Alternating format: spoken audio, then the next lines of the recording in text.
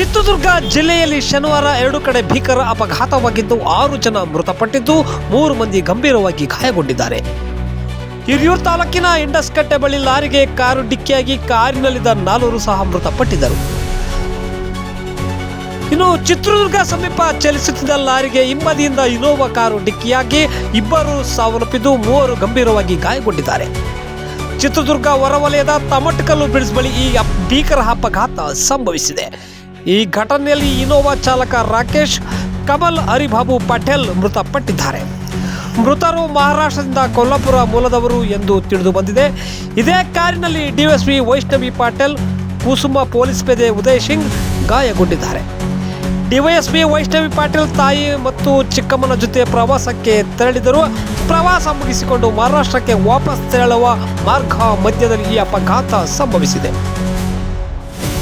ಘಟನಾ ಸ್ಥಳಕ್ಕೆ ಡಿವೈಎಸ್ಪಿ ದಿನಕರ್ ಭೇಟಿ ನೀಡಿ ಪರಿಶೀಲನೆ ನಡೆಸಿದ್ದಾರೆ. ಚಿತ್ರದುರ್ಗ ಗ್ರಾಮಾಂತರ ಠಾಣಾ ವ್ಯಾಪ್ತಿಯಲ್ಲಿ ಪ್ರಕರಣ ದಾಖಲಾಗಿದೆ.